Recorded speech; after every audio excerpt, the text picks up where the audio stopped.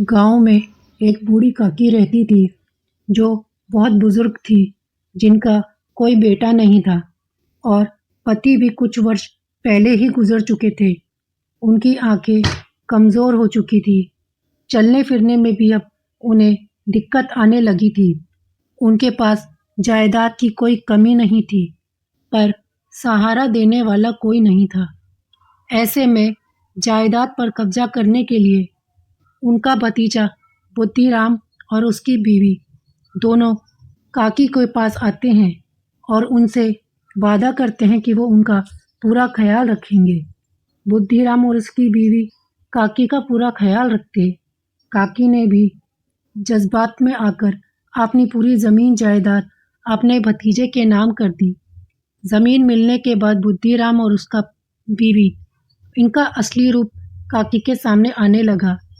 अब बुद्धिराम की बीवी खाना तो बनाती, लेकिन बचे कुचे टुकड़े ही बूढ़ी काकी को खाने को देती। भांजा अब बूढ़ी काकी के बीमार होने पर उन्हें डॉक्टर के पास नहीं ले जाता, बल्कि किसी वैद्य की सस्ती सी दवा की पुड़िया उनके हाथ में थमा देता। एक दिन गांव में कृष्ण जन्माष्टमी का उत्सव था। बुद्धि के आम के घर में तरह तरह के पकवान बन रहे थे। पूरी, कचौड़ी, आलू, खीर, लड्डू।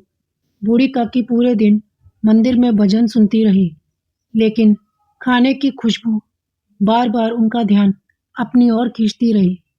रात को जब सब सो गए, काकी चुपके से रसोई में पहुंची और बचा कुचा खाना खाने लगी।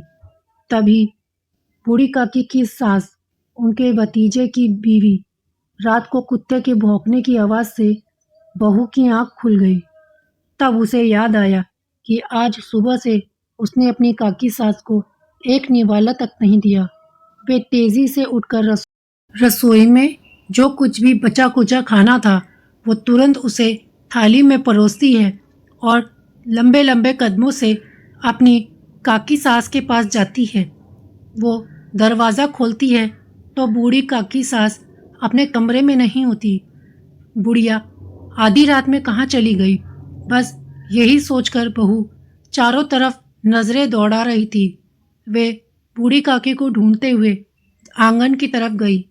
तभी उसे एहसास हुआ कि आंगन के एक कोने में, जहां बारात में आए हुए लोगों ने अपना जूठा बचा कुचा खाना फेंका है, वहां पर कोई बैठा है।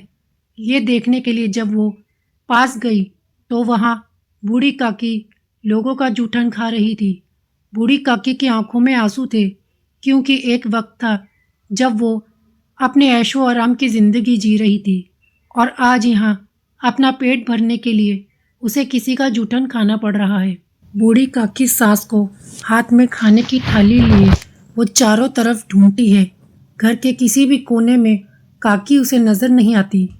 तभी उसे बाहर चौखट पर, जहाँ गांव के बारातियों ने अपना जूठन फेंका था, वहाँ बूढ़ी काकी बैठी नजर आती है।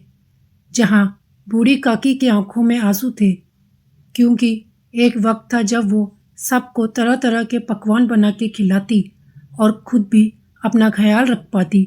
आज वो अपना पेट भरने के लिए दूसरों का फेंका जूठन खा रही है।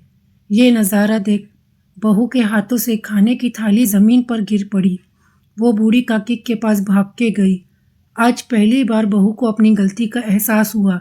वह बूढ़ी काकी को पकड़कर रसोई में लाई और अपने हाथों से ताज़ा ताज़ा पकवान बूढ़ी काकी के लिए बनाया। आज पहली बार घर में बूढ़ी काकी को सम्मान की 2 रोटी मिली।